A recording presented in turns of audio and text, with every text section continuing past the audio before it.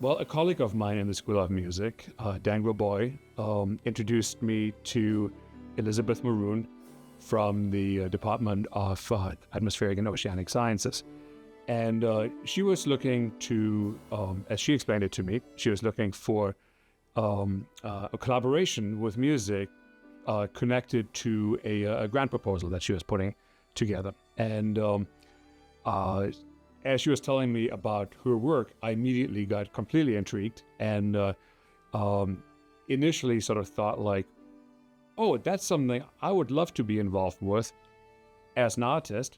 And then as she kept talking, I realized, no, actually, this is an opportunity for our students, which is also actually really great. And so for me, the wheels immediately started spinning because now we have these incredible composers in the School of Music, and as she was Professor Moon was talking about the possibility of incorporating sonification of data, I knew we had students who would just run with it.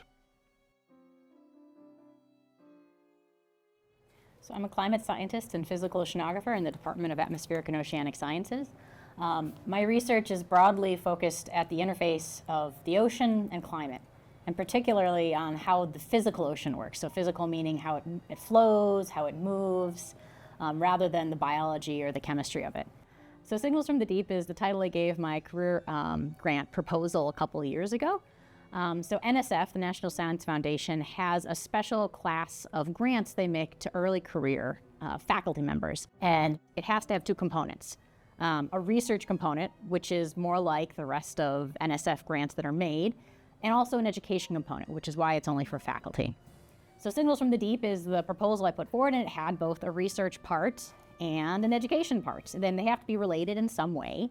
And so the research part is looking at the impact of mountains under the ocean, in particular the Mid-Atlantic Ridge, and how it affects the circulation of the ocean, and how it affects the near-surface climate. And so there's a bunch of reasons why I think this was a particularly compelling thing to write. It's both a very old problem and a very understudied problem, which makes it a really rich thing to think about.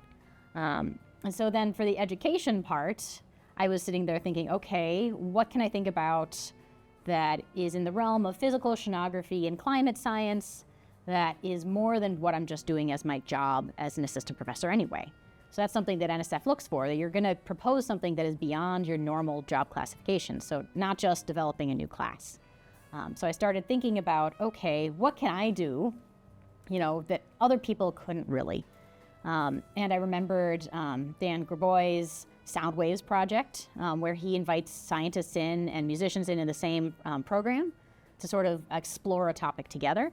And I also have a background in music. I studied piano from age 5 all the way through high school, a little bit into college. I was in, the jazz band, a church accompanist. I sang in a lot of choirs. So that's like, okay, what can I do that is kind of somewhere in between music and science? And so I reached out to Dan Graboy, and he connected with Johannes, and I pitched a bunch of ideas like, hey, what if, we combined music and science, we, composed stuff around science concept, or we sonified data, and Johannes was like, yeah, let's do it. He gave me some numbers, and I proposed it, and it got funded.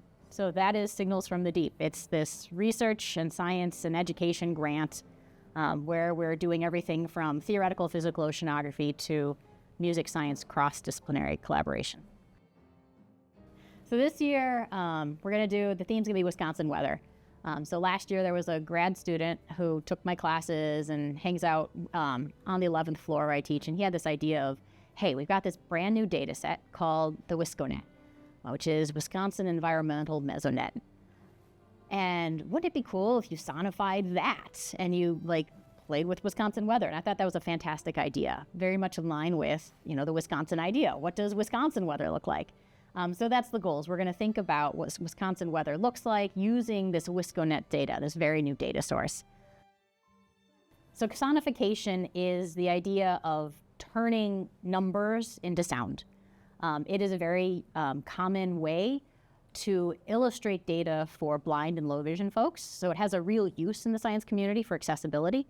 But you can also use it for an outreach tool, which is more what we're doing in this case, more for artistic license. Like, how do we illustrate some sort of science concept in, sound? So I think one of the concepts we're going to play with is, what if we illustrate a single big storm and look at that and soundify, as the fronts come by, as the snow or the rain comes by, what does that sound like in different variables? How does it sound in wind? How does it sound in rain? How does it sound in Milwaukee? How does it sound in Madison? This data, this new Wisconet has 50 to 100, it has sites everywhere in the state. So that it gives us a lot of data to work with. And then it'll be interesting to work with the new student composer to think, okay, what does this mean musically? We don't want to use the sonification directly in a composition unless they were interested in that. How do you interpret that as musical concepts?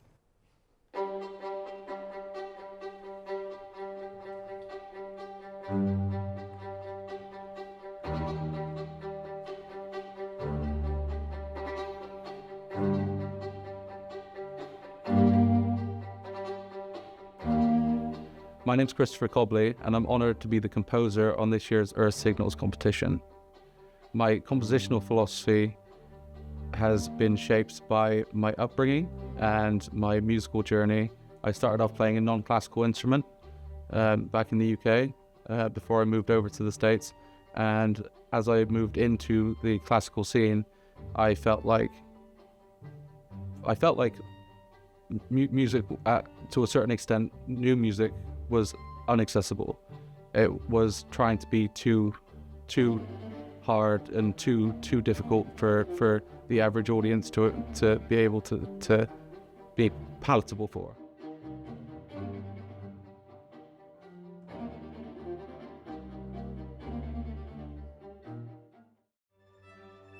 I come from a background where I've always been interested in how music can communicate meaning without relying on text or program.